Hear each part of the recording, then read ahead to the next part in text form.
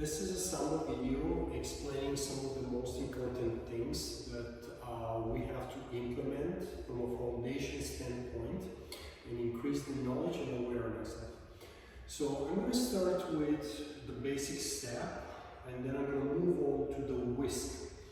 So when dancing the basic step, adding no technicalities of any kind, we take a step to the right, then we place the feet together and we do the changes. From here we go to the left and we do the changes again. If we're to dance the whisk, obviously we cross from behind. We go to the right and then cross behind, and then we go to the left and we cross from behind. Our movements are of course being dictated from the music. So music is the boss, so to speak. When we talk about music, we have a slow with the two quicks added, just syncopation. So if I go to the right, I have slow, quick, quick, slow, quick, quick, slow, quick, quick, slow, quick, quick. Your slow is always where you want to make sure that you're focusing. The quicks, they could be quicker every single time you're executing them. So you don't have to worry that much about quick. What we often see from a music standpoint is dancers doing this. Slow, quick, quick, slow, quick, quick, slow, quick, quick, slow, quick, quick. There's very little, if any, distinction between slows and quicks, and that's a big must if you would like to show the proper samba musicality and the contrast between the slows and the quicks. Directions. It is very important for every dance, definitely for samba, to have a clear understanding of your straight lines, of your directions. Directions in music are interrelated, so we always want to make sure that we think of both when we're connecting them, especially while building muscle memory during our self-improvement. If I was to dance this way and my partner is right in front of me, my shoulders should always be parallel to my partner, including when I'm going to a promenade position. Promenade is a position, it's not a step. So when dancing a promenade, I always want to make sure that I'm aware of my partner / shoulders staying parallel. If I start with a whisk to the right, whisk to the left, and then a turn, I want to make sure that I'm clear that every single piece of the music tells me one thing at a time. I will start with slow, quick, quick, slow, quick, quick. Slow is a side step. There is no rotation in my slow. The left foot crosses in front, partial weighted placement, and a 360 rotation with a lowering in the end. It's a very quick turn. It's a stationary turn. It's a very quick turn. It's a spot turn. From there on, typically my left foot will be free to take a step to the side, cross from behind, and move into a promenade position. When I'm moving into a promenade position, I still have to keep my shoulders facing my partner. The most common mistake is that we twist the shoulders away from our partner, commencing the promenade position. I'll do it again, nice and slow. This time actually I'm going to face the camera for a different angle. I'll start with two basics, or two whisks I meant to say. Going to the right whisk, going to the left whisk. Going to the right whisk, going to the left whisk. Going to the side, crossing in front, 360, going to the left, crossing from behind, and getting into a promenade position. What turns in the promenade position? Our head, our feet gently. Our shoulders, we always do our best to keep with our partner. Hip flexors are gently diagonal rotated, but they are not fully rotated away from our partner to make our job easier. Something about the arm, the left arm here. So when turning, especially in that spot rotation, the left arm will typically swing right around the belt area, the belly button area, hip flexor. Stay connected with the hip flexor while turning, and then from there on I can release it back to connect to my partner. Different angle. I'm going to take a side step on the right foot. I'm going to cross in front. I will swing the arm with the body, and then I'll move it again to the left.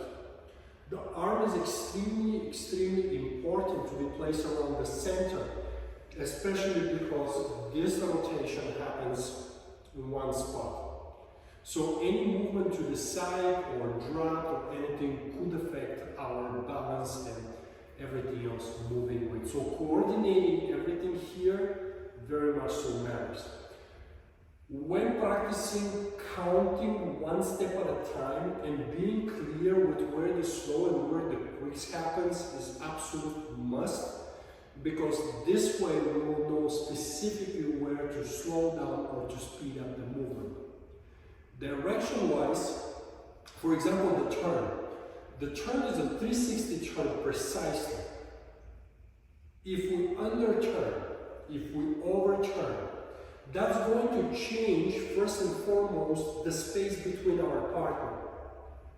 If we have this figure, and if we agree that this figure is a good figure, it's a nice figure to look at, every time there is a different space created between partner A and partner B, this is what the figure would look like.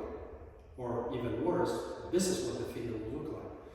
And it's not okay. So if I'm dancing the 360 turn, I'm going to start with a step to the right, which would be my slow. And then the turn, as I already said, is a very fast turn. It happens really quick. I'm going to dance my slow, then I'll dance quick. Now, if I end up under turn, here's where my partner is, but I ended up under turning.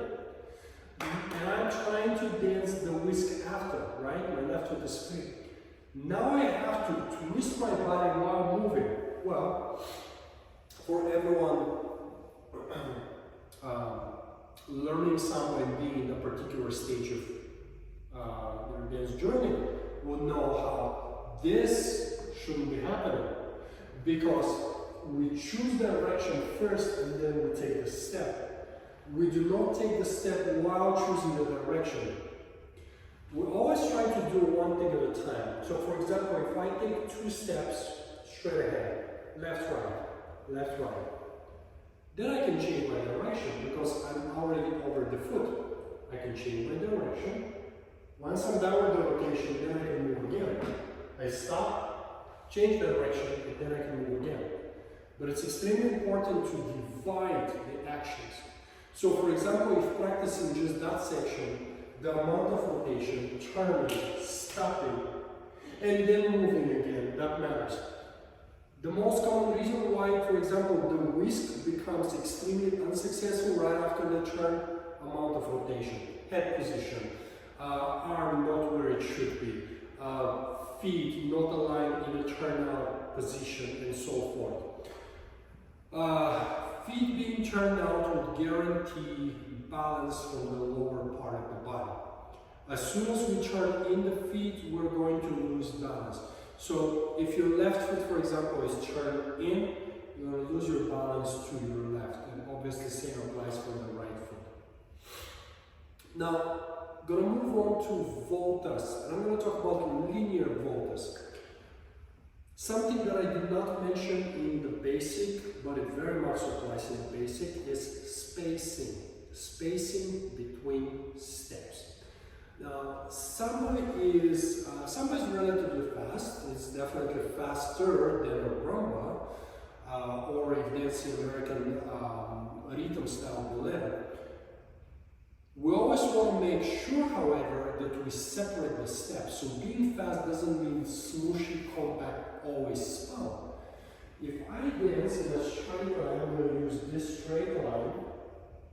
And I'm going to start to the left. I'm going to take a good sized step before I cross.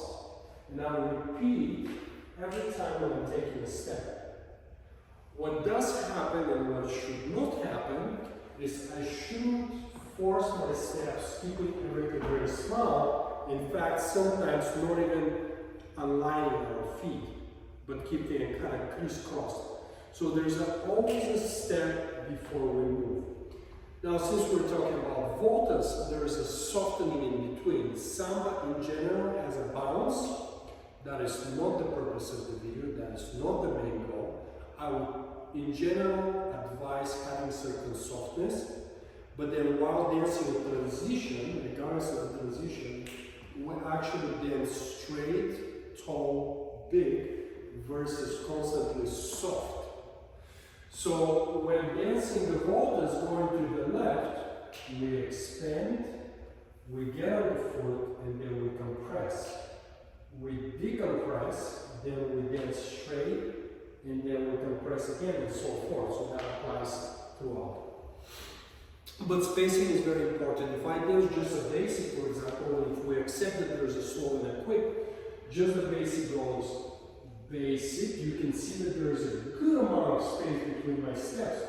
Before I dance, if it's a basic, it will be feet together. If it's a whisk, it's going to be cross. What should not happen is small to smaller, small to smaller. So structurally, we can always create a better separation. I think the arms. So there's a safe thing to do with the arms. Of course, always practicing with one arm connected because that's the way we dance. So if the right arm as a follower is being connected, the left arm is free to do something. Now, often people think of it as an arm styling and very pretty, which would always be a good thing to enhance our look, but the main reason is actually counterbalancing the actions of the upper body and legs. So if I was to lift the right foot of mine, it will feel very good if I elevate the left arm because it counterbalances it. So the same thing applies here. If I move to the left, and I will show it this angle and then I can turn around. If I'm moving to the left, I will start with the arm to the side. And then I can bring the arm up, then I can bring it back sideways, and then I can soften it in the end. Soft arm is okay if it's by choice. If the arm is just dropped and there's no awareness, that's not exactly a good thing because it starts tilting the body towards the arm. There's a weight basically pulling sideways. When dancing left or right, we can always choose something much simpler, such as, here's my arm to the side.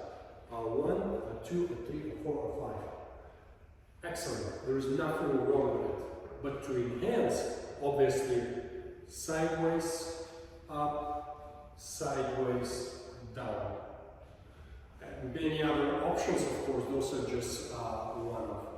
If moving to the left again, but from a different standpoint, I will go 1, 2, 3, 4. Then there's a twist and another 4, but going with the right foot. And we can easily apply the same type of arm. I will go 1 sideways, 2 up, 3 sideways, 4 soft. When doing the arm, we need to remember that the arm should never be prioritized. It's our legs that connect with the music, that connect with the staccato part of the music, so our legs should be the #1 priority of ours. Upper body comes next. That's the way we distribute weight properly over the foot, posture, and then the arms are last. If the arms are just dropped, it's not a good thing, but as long as they're sideways at least, that's already complementing what we do. Last but not least, we do have the curving voltas, right? The voltas that are basically going in a circle, so to speak. Dancing voltas in a circle or in a straight line should not change the approach with the first step of ours, meaning we should always dance a normal size step before we cross.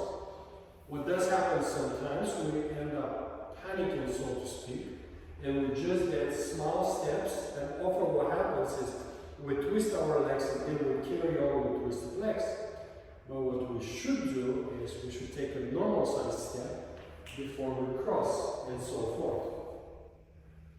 Last but not least for this video, soft versus straight, and what would be the most appropriate choice while learning it. So we're not talking about final destination, we're talking about journey in general and how can we improve it and increase the knowledge of ours. Generally speaking, Samba has the bounce. So Samba, when listening to the music, there is a constant bounce going on. So if you would like to add that bounce, then softening your knees will come in place.